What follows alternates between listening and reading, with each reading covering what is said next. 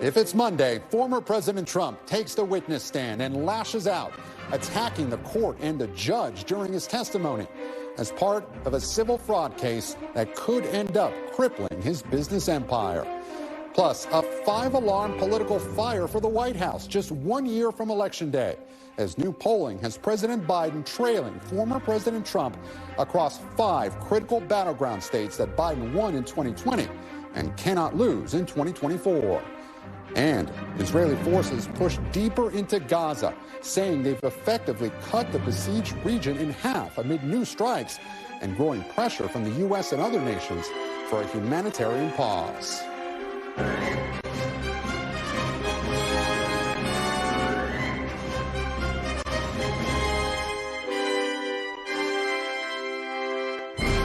Welcome to Meet the Press Now. I'm Gabe Gutierrez reporting in Washington as new polling shows President Biden in dangerous territory, even though his likely 2024 rival Donald Trump took the witness stand in a historic civil fraud trial.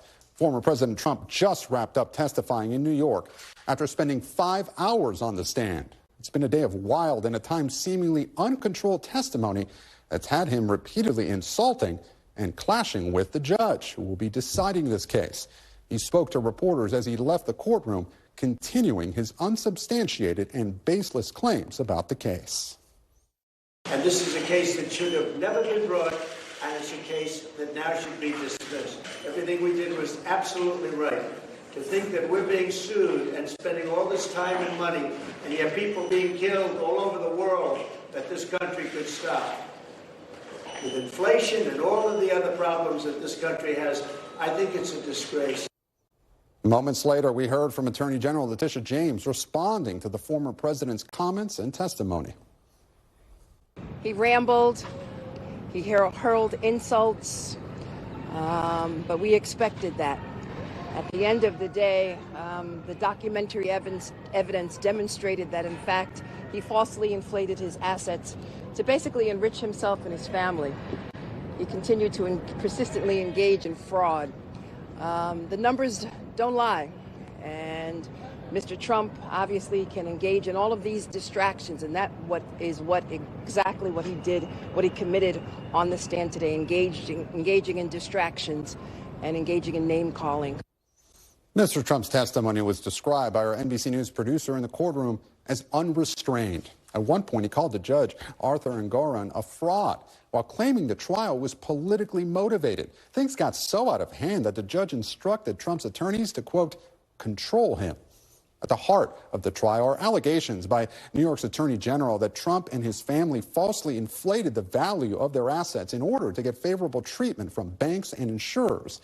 Judge Engoron ruled before the trial began that Trump and other defendants had committed fraud. He's now assessing how much money the former president must pay as a result and whether he'll be barred from ever running a business in New York. But as Donald Trump's legal and financial troubles mount, and as he awaits trials across multiple criminal cases, his political standing appears stronger than ever, heading into a likely rematch against Joe Biden for the presidency. Despite all of his legal woes, Mr. Trump leads President Biden in 5 of 6 battleground states, according to new polls conducted by the New York Times and Siena College 1 year before Election Day. We'll dive deeper into those numbers and what they mean for the White House and anxious Democrats in a moment with Steve Kornacki. But we begin with NBC's Vaughn Hilliard outside the courthouse in Manhattan, and also with me is NBC legal analyst Daniel Savalas. And Vaughn, we knew that Trump's testimony would likely be combative, but was the tone of his testimony even more heated than expected today? It absolutely was, because we know the Donald Trump that has been on the campaign trail and the Donald Trump on his social media accounts, Gabe. But the question here is, when you come on to a witness stand, you're testifying under oath. And in Donald Trump's case, there are serious penalties that he and the other defendants, as well as the Trump organization, face if, in fact, the judge comes down hard on Donald Trump. So it was quite striking when Donald Trump, just feet away from that very judge, began attacking him, calling this an unfair trial, attacking the New York Attorney General Letitia James, and that this prosecution is nothing more than a witch hunt. And you saw the judge repeatedly say that he had no choice but to make negative inferences from Donald Trump's quasi-tangential, long-winded answers to the questions being posed to him by the prosecution. I want to let you listen to an exchange here, Gabe, that I had with Alina Habba, one of Donald Trump's two lawyers on hand here today, about whether she urged her client, Donald Trump, to provide more concise answers and not go on the attack, knowing that this judge is the one who could very well strip the Trump Organization of its business license here in the state of New York and penalize it with a $250 million fine. Take a listen.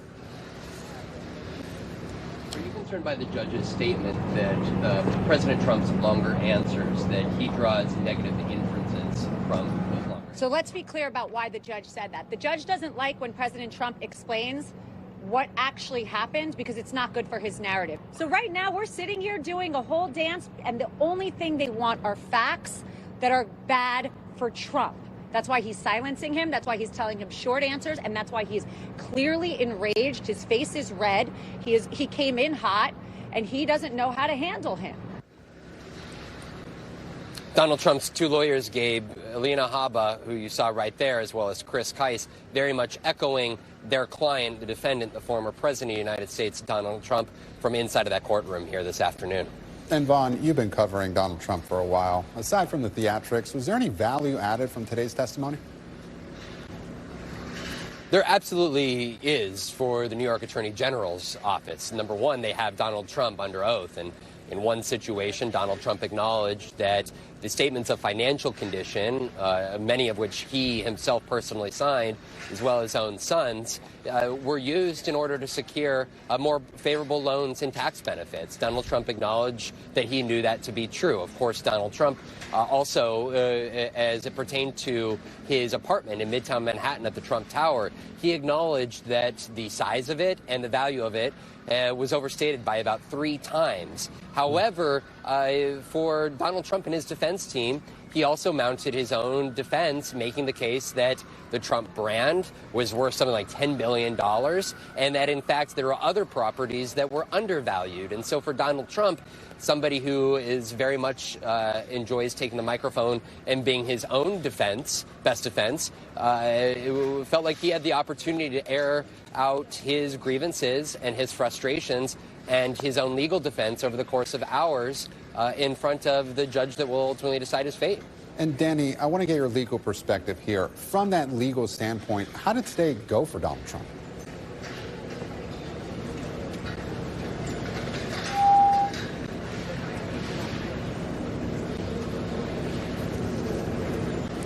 And I think, Danny, we're having a tough time hearing you. I want to go back to Vaughn while we sort that out technically.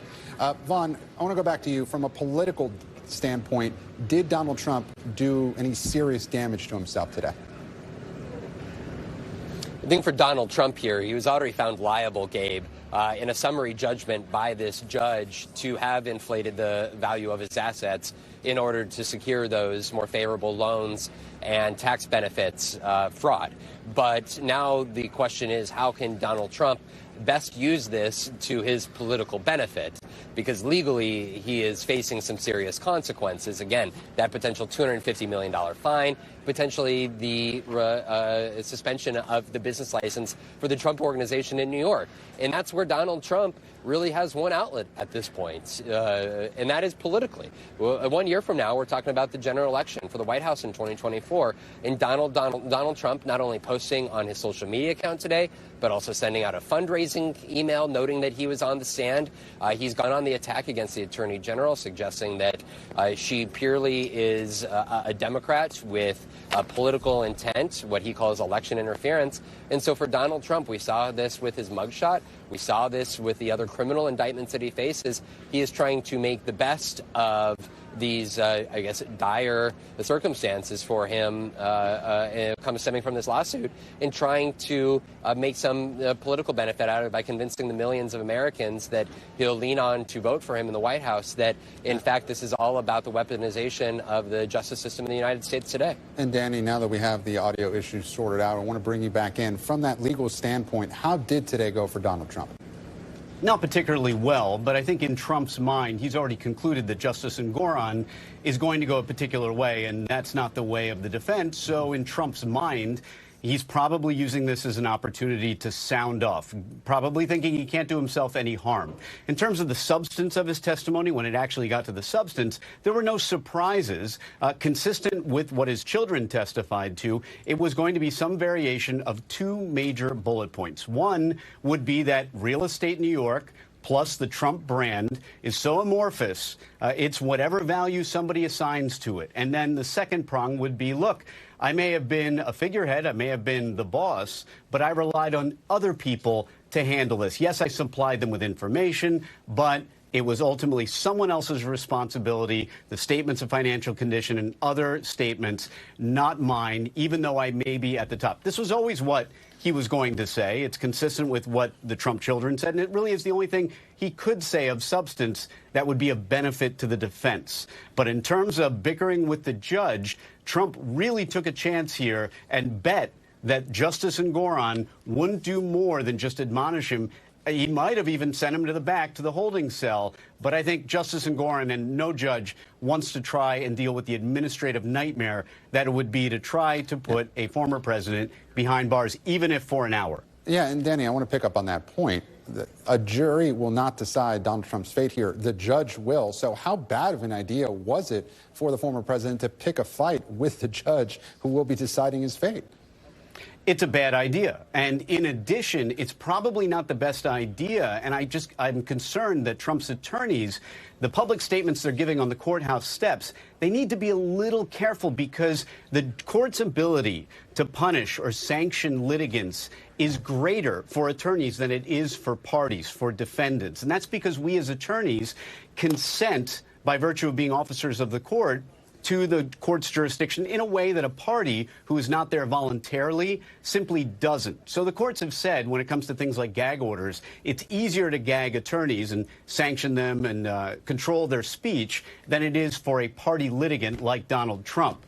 So the attorneys, I have concerns for them that it may not be a good idea to go out to the courthouse steps and say something consistent with what their client said, especially when the judge has warned them to get their client under control. I'd just add, too, that, I have some sympathy for the defense attorneys when Justice Engoron tells them to get their client under control, because anyone who has ever done civil or criminal defense knows that clients do what clients want to do. After all, it's what got them into court usually in the first place, which is doing what they want to do, not what the lawyers want them to do. And Danny, speaking of what clients might want to do, did Mr. Trump's conduct today on the stand give you any insight about how he might conduct himself in the 4 criminal trials next year? Oh, sure. I think we're only seeing the beginning of things like gag orders and potential sanctions. I mean, this is a preview as to how Donald Trump will testify when he gets to his arguably more headline-grabbing cases. This is a civil case. There are no cameras in the courtroom. In Fulton County, that may be a case that is televised. None of his federal criminal trials will be televised. At least there is maybe a 0.1% chance that some major rule change could happen before then, but I seriously doubt it. They won't be televised, but those criminal trials will certainly be in the headlines 24/7, and Donald Trump knows that. And he knows that what he does on the stand will be reported in real time the way it was today, to the extent that the court allows real-time type reporting by reporters. That's a separate issue. But the bottom line is this is a preview to how combative Donald Trump will be when he takes the stand in any other cases. But there's also the part to be considered that he may never take the stand in any of his criminal cases, which is his constitutional right. We arguably may have seen him take the stand for the first and last time. Danny Savalas, Vaughn Hilliard, thank you both so much. And as we mentioned, the former president's legal issues stand in stark contrast to his political standing. according to new polling that has some Democrats extremely concerned. For more, I'm joined now by NBC News national political correspondent Steve Kornacki. And Steve, how worried should President Biden be 1 year before Election Day? Yeah, I think these polls, or this poll, I should say, of various battleground states by the New York Times and CNN, certainly getting a ton of attention, making a lot of Democrats uneasy, and I think for good reason here. Let's take a look. These are the 6 battleground states that we all sort of think will decide the 2024 election. And the Times polled all of them, and I mean, you can see in 5 of the 6, they have Donald Trump ahead, including by a double-digit margin in Nevada, the only one where Joe Biden leads Donald Trump currently, Wisconsin, by a slim 2-point margin right there. I think what makes this so striking, and I say is it could be a good reason for cause for concern for Democrats, is the Times and CNN also did a series of battleground state polls around this time in 2019, basically the fall between the before the 2020 election. And they matched Biden against Trump, and that polling was very good for Biden. He was leading in most of the battleground states. It became something that his campaign pushed as part of their message to Democratic primary voters of electability. And now, basically exactly 4 years later, the same polling outlet is again polling battleground states and consistently finding a different result. And Steve, where has the president lost ground since 4 years ago in terms of voting groups? Yeah, so what's really interesting in this poll, and the write-up in the Times really gets to this, is they say they found, you remember in 2016 when Trump won the election, it was Wisconsin, Pennsylvania, and Michigan. Those were the 3 industrial states that he flipped and that were responsible for getting him into the White House. But where he's made the biggest gains, at least according to this polling, relative to the 2020 election, Nevada is the biggest, where he's got the double-digit lead. That was a Biden state in 2016 and 2020. Georgia, went for Biden's 6-point lead. What they're saying is younger voters, non-white voters, are showing more of a proclivity to back Trump and certainly more of an aversion to Biden than we've seen before.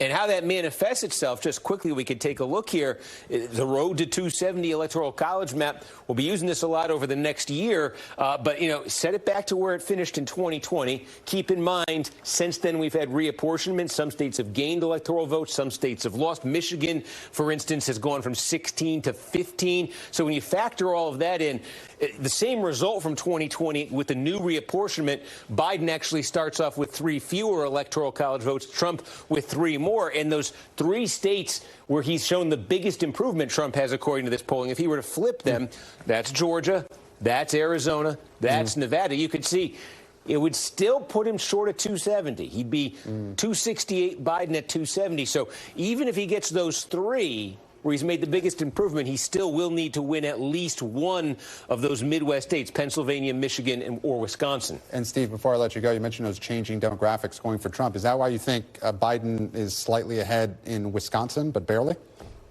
Yeah, and it's the irony, because the big strength for Trump originally was that he was able to flip these 3 states. But Biden right now continues to lead in Wisconsin. Trump does in this polling have an advantage in Michigan and Pennsylvania, but Wisconsin in particular. But all 3 of those states have older populations. In Wisconsin in particular, not a lot of non-white voters in Wisconsin. And actually, if you say what's powering Trump right now to better numbers is surprising support from younger voters and non-white voters, that's actually a recipe to struggle a little bit in those upper Midwest states. And it's more of a recipe to help you in the Sun Belt and the Sun Belt extended. Steve Kornacki, thank you so much, and we'll let you rest up for Election Day. You got it. All right. Coming up, the very latest from the White House and reaction to this growing sense of alarm among Democrats over that poor political standing. But first, NBC News embedded with Israel's military will take you inside its operation in Gaza as the deadly war against Hamas rages on. That's after the break. You're watching Meet the Press Now.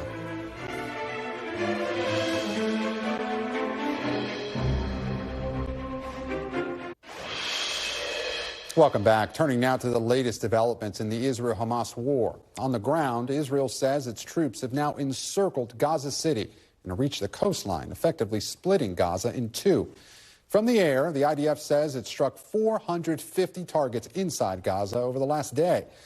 Amid the intensifying attacks, NBC News is getting a rare look inside Israel's military operations, with our correspondent Raf Sanchez embedding with Israeli troops in northern Gaza. We should note, as a condition of the embed, NBC News agreed to show Israel's military censors our raw footage, but not our final story. We also agreed to blur the faces of junior soldiers. I've been to Gaza many times before, but never like this. We're in the back of an Israeli military Humvee, following a unit whose task it is to find and destroy Hamas tunnels. They showed us 3 separate tunnel openings in northern Gaza, one which is in the back of a civilian house, another they say was in a vacation resort, and they say that's just a fraction of the vast network of tunnels that Hamas has running underneath the entire Gaza Strip.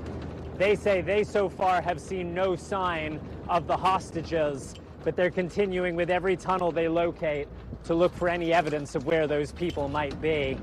We saw no sign of Palestinian civilians, except for some spice racks, a few personal items inside a house that was abandoned, now full of Israeli forces. But everywhere we've gone, just columns of Israeli tanks, as well as digging equipment, which they say they're using to destroy not just Hamas tunnels, but other fortifications. I can tell you morale is high among the Israeli troops. They're clear what it is they're fighting for. Many of them are young. They say that many of them know someone who was killed or kidnapped on October 7th. They say the fighting here has mainly involved Hamas forces popping up from under these tunnels to fire machine guns, rocket-propelled grenades at Israeli troops.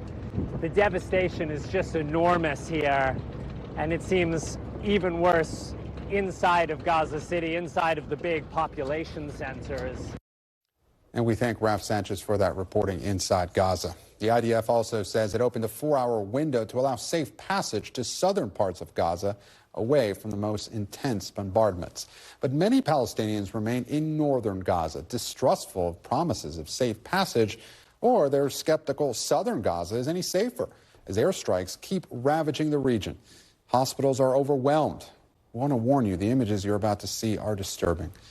Our NBC News crew in Gaza City captured explosions in the distance last night as waves of the injured and killed were rushed to the Al-Shifa hospital. An emergency doctor describing the situation as catastrophic. The staff are exhausted, overwhelmed, and the situation is very, very catastrophic. Please, I call here all the international communities, all the human rights. Now we are in catastrophic in the health system. We need your help to supply the fuel and some medical supply. We are unable to treat the patients. This all comes during intense and difficult diplomatic negotiations for Secretary of State Antony Blinken, who's in Turkey today after surprise visits to Iraq and the West Bank following a visit to Israel on Friday.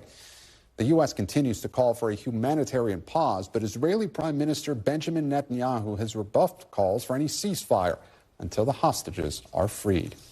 And joining me now is NBC national security analyst Clint Watson. Clint, the IDF says it's cut Gaza into North Gaza and South Gaza. Can you walk us through visually what that looks like and what it means militarily? That's right. They've gone at this for nearly 2 weeks now. If we rewound about 10 days, you saw them come in here, probably in a very much the area that Raf was at, that northern part of Gaza. They established their first assembly area. They started to move down the coast. You can see that there are tanks formations in this area. Separately, a week ago, they moved in here to the south around Johor. They had major combat operations, and you can see satellite images now that show tanks moving all the way up to about 300 meters from the coast.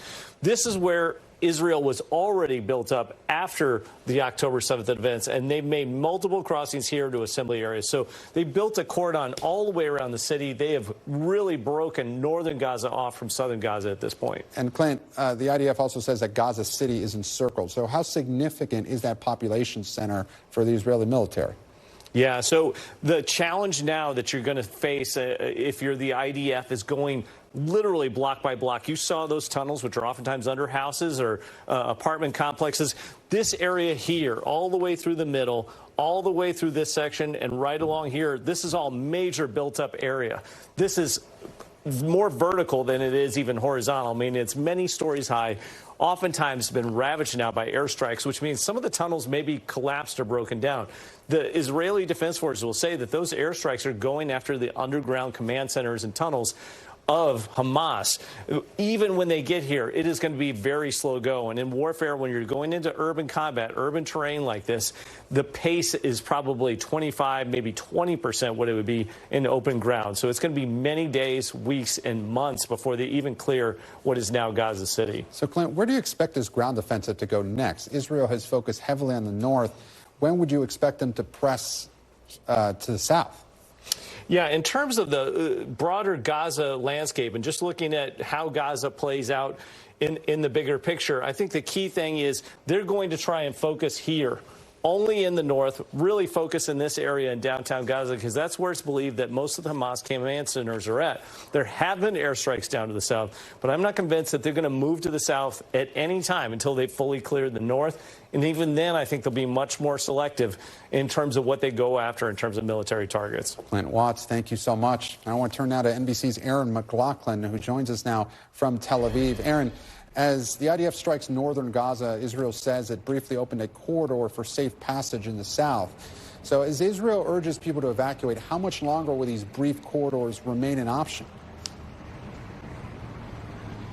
Well, it's unclear, Gabe. At this point, today was the third day that the Israeli military opened up a 4-hour window and a humanitarian corridor for Palestinian civilians to be able to evacuate from the north to the south. It provided aerial footage that it said it captured showing Palestinian civilians making that journey on foot, making it on foot because many of the roads have been ruined due to the violence. Israeli military continuing to urge civilians to do that. Unclear if there will be another window even tomorrow, but this is being seen as an effort to make sure to limit those civilian casualties. But many Palestinians on the ground there in Gaza are telling our team that they are staying in northern Gaza despite those humanitarian corridors opening up for a variety of reasons, one being that they don't trust the Israelis to secure that safe passage. They also are concerned that they're not going to be able to go back to their homes at the end of this war.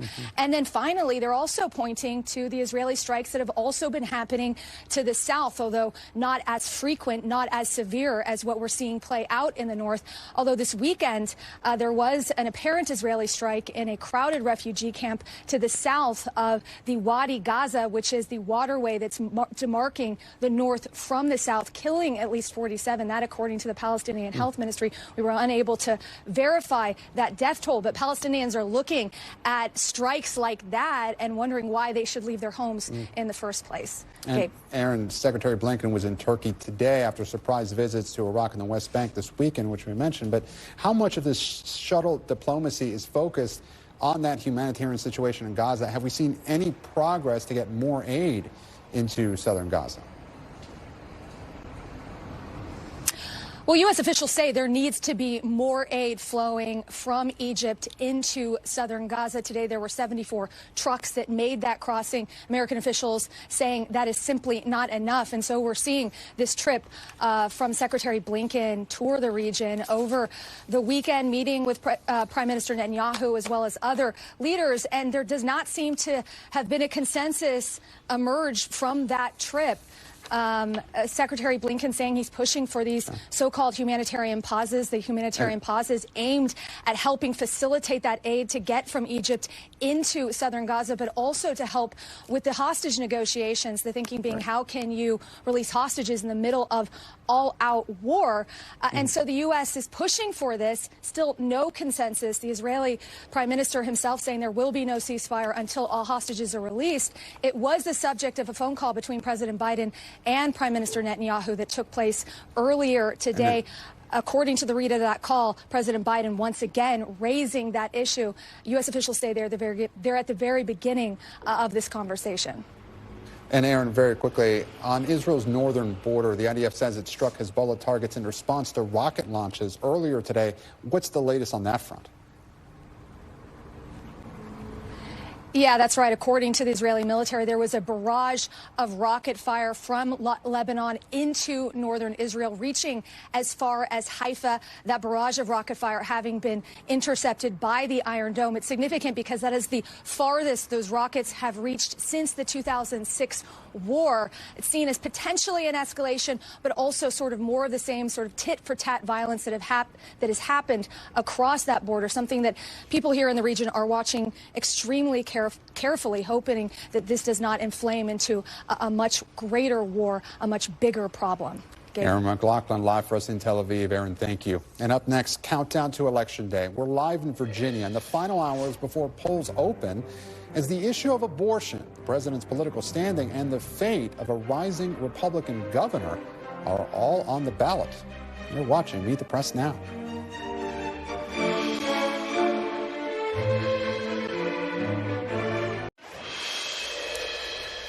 And welcome back. If it's Monday, there's an election day tomorrow.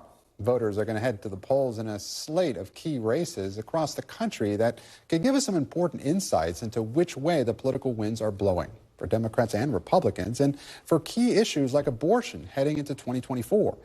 In Kentucky, Democratic Governor Andy Beshear is up against Republican Attorney General Daniel Cameron. Beshear is fairly popular, but his party and the president are not. Can he hang on in a state that went for Donald Trump by 26 points in 2020?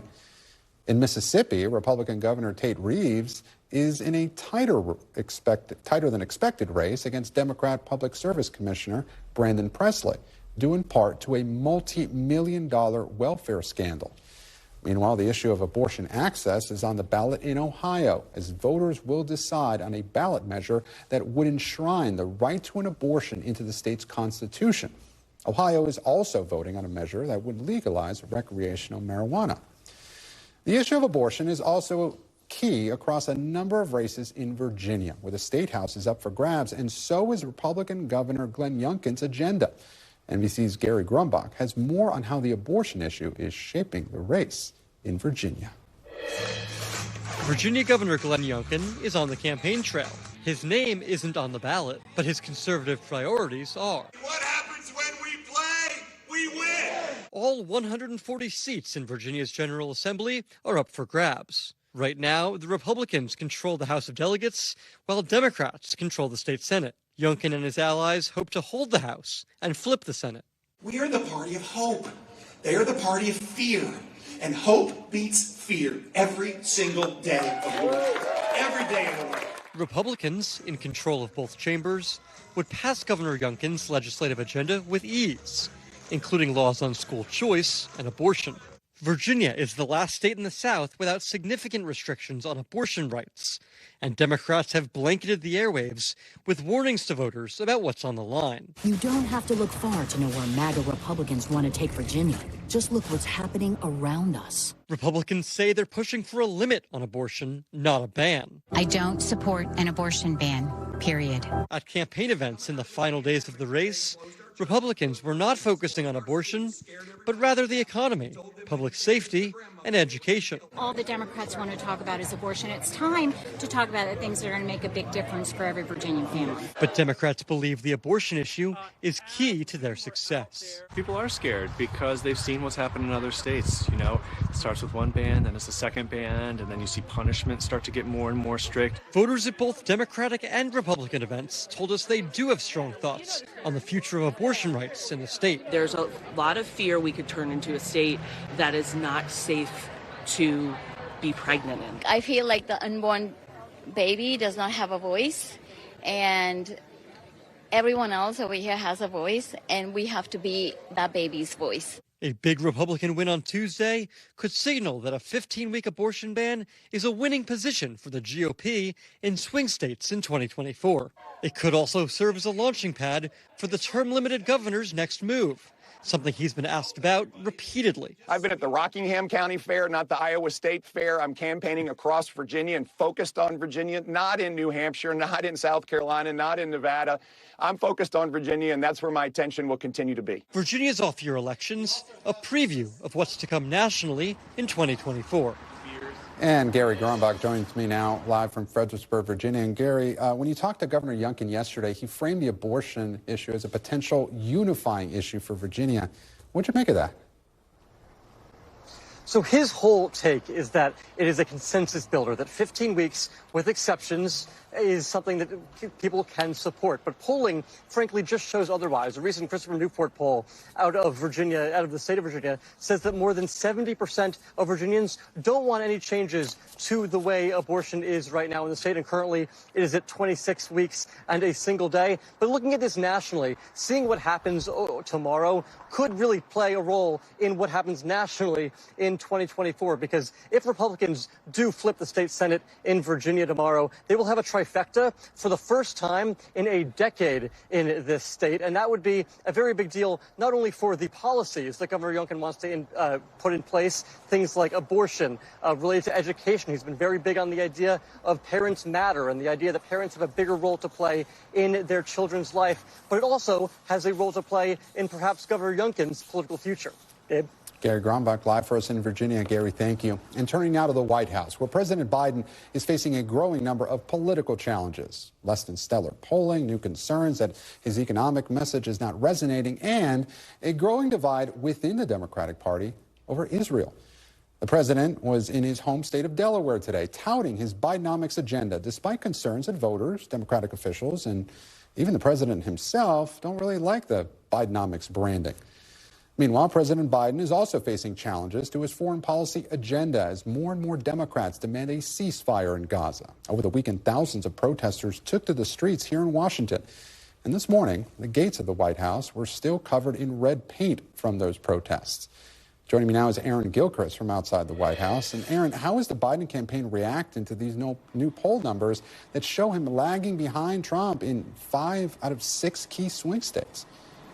Yeah, Gabe, I think the Biden campaign and other Democrats are aware, obviously, of these numbers. They're not just shrugging them off at this point. At the same time, this doesn't seem to be a hair-on-fire moment for the campaign. The reality is we are a year out from the election, and the Biden campaign spokesman told NBC News that predictions more than a year out look a little different a year later is the position that they've taken. He says the campaign is now working to reach and to mobilize voters around a choice, really, between what it calls the successes of President Biden and what it's labeled as the extremism of MAGA Republicans. We know that the campaign has said that it's using that strategy even this week on the ground in Miami, as the Republican presidential candidates are going to be debating there, and the former President Trump is going to be counter-programming that event. The Biden campaign, we know, has a list of surrogates. It's also done some media campaigns on the ground there in Florida that it says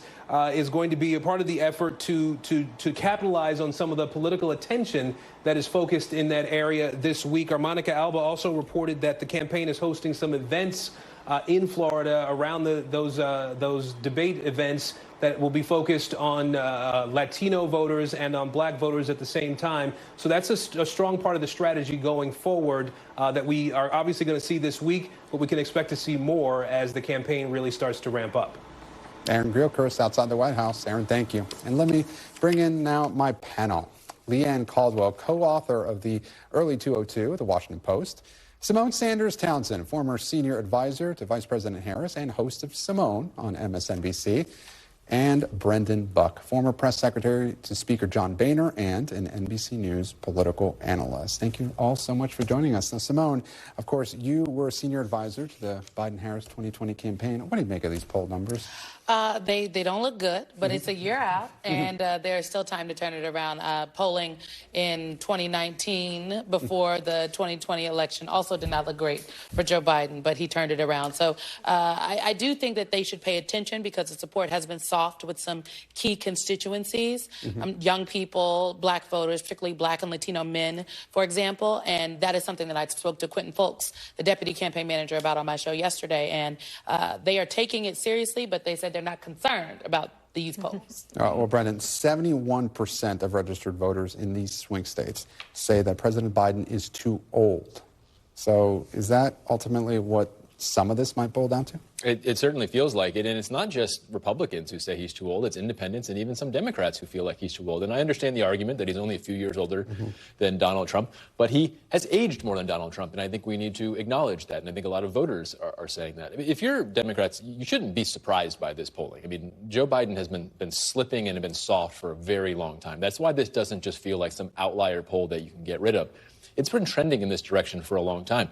As you said, we're a year out, but usually at this point, someone would tell you, well, we have an opponent and we're going to define that person and we're going to change the debate. People know who Donald Trump is at this point, and they're still choosing him over Joe Biden in ways that you would not expect. So very concerning poll if you're the Biden administration. There is some difference, Leanne, though, if some of these voters, according to the poll, if Donald Trump were to be convicted, then Biden would fare better. How much of the difference do you think that makes over the next year or so if Donald Trump, we just saw him testifying today in a civil trial, but he's still got all these criminal trials going up. What do you think, or going on, what do you think happens if he is convicted? And how does that affect the state of play of things? It's really the question of the entire campaign, assuming he's going to win the Republican nomination and he's going to be up against President Biden. Now, you say that people want to define their opponent. People know who Donald Trump is.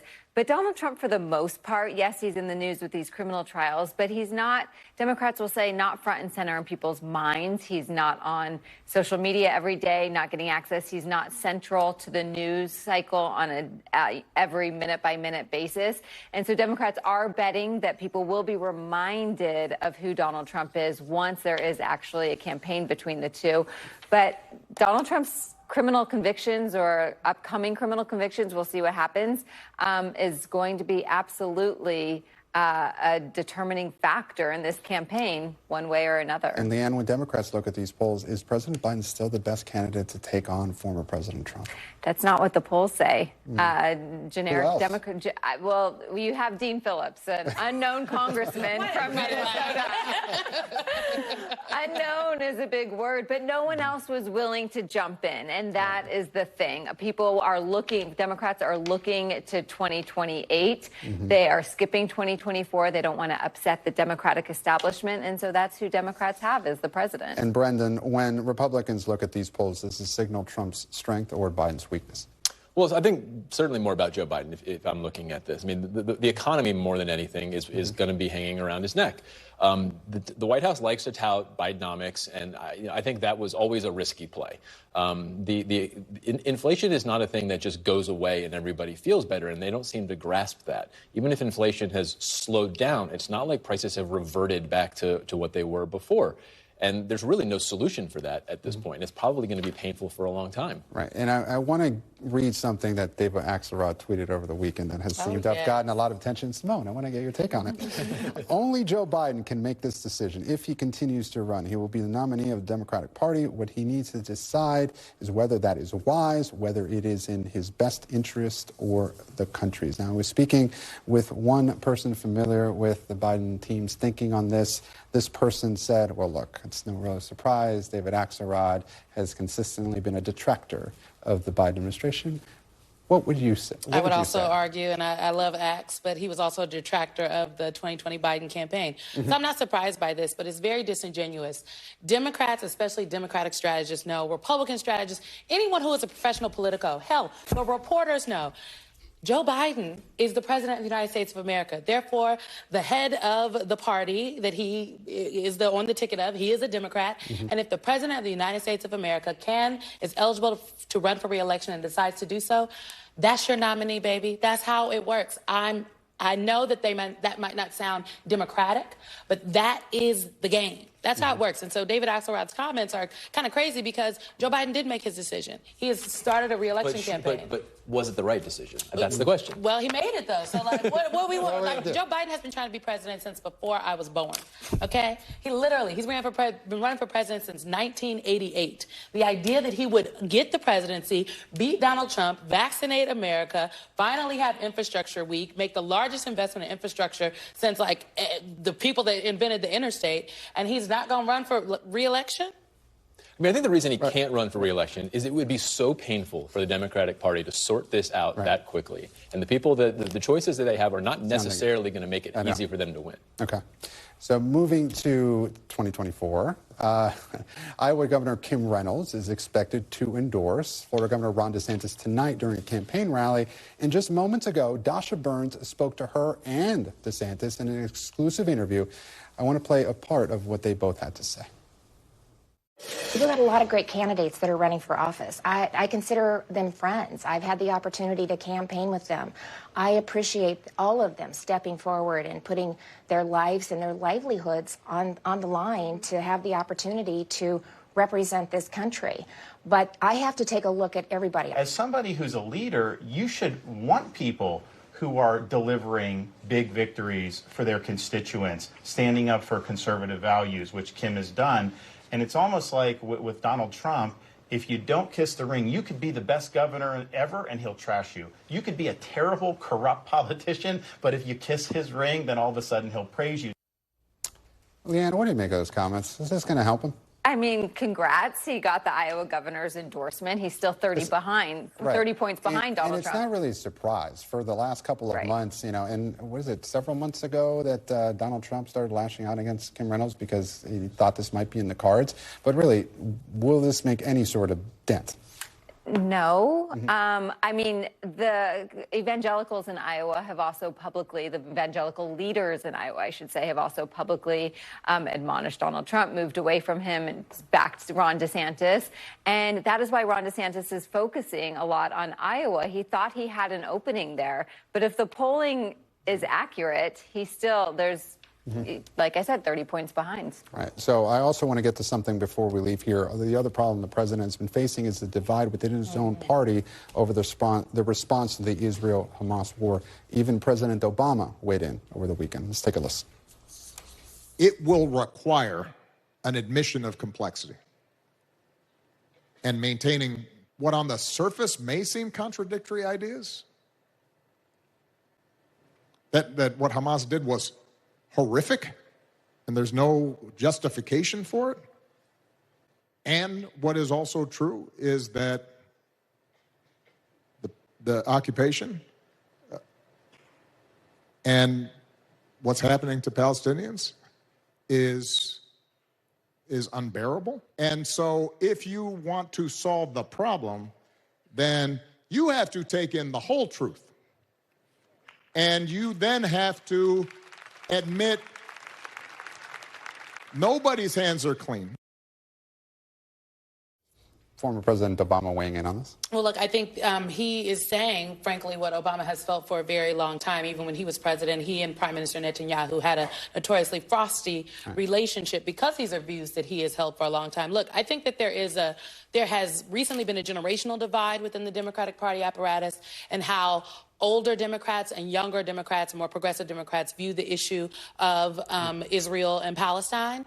And you put on top of that, now there is not just a generational divide, but a divide between folks that are seeing what is happening to Palestinian civilians that are not Hamas and the rain of fire, if you will, of bombs that are being dropped on them by the Israeli government. And they see President Biden, who has literally embraced Prime Minister Netanyahu publicly. Privately, they have pushed back, but you're not going to see Joe Biden, I think, push back forcefully on Prime Minister Netanyahu in public, and I think that is going to be a problem for them. It's not going to lose him the election, I don't think. Something else might, but it's going to be an issue. All right, Symone, Brendan, and Leanne, thank you so much for joining us.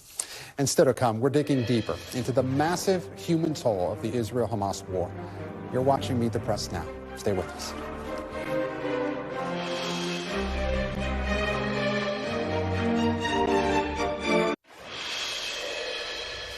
Welcome back. In Gaza, food, water, and particularly fuel remain in short supply as Israeli airstrikes continue.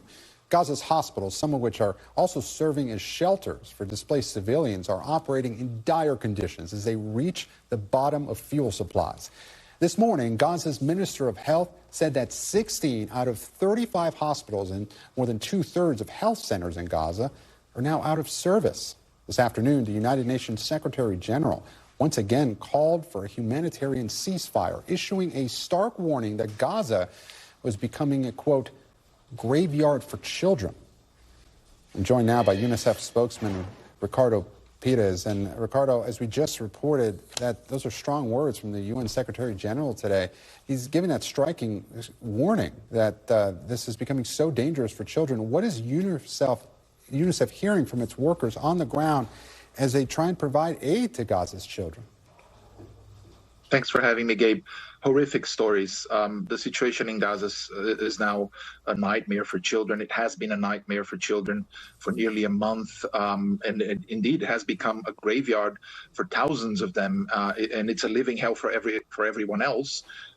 They're living through something that no child should ever have to live through. We are aware that the needs are growing. We have now reached over 4,000 children reportedly killed since the 7th of October. That's a staggering number. It's over 400 children, an average per day, either killed or injured reportedly. It's something that in that scale is very concerning for us, especially because humanitarian aid is getting in, but it's far from enough. It's just a drop in the ocean, as we've been saying. We've been banging the drums and raising the alarm that, children need water now, they need food now, they need medication now, they need access to healthcare now, and they're not getting that. As you said, and you mentioned the numbers, the hospitals are collapsing.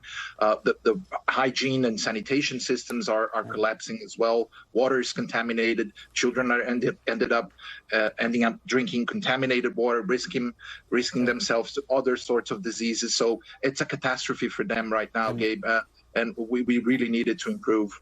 And Ricardo, we spoke to you nearly 2 weeks ago. Specifically, how has the situation in Gaza changed since we last talked?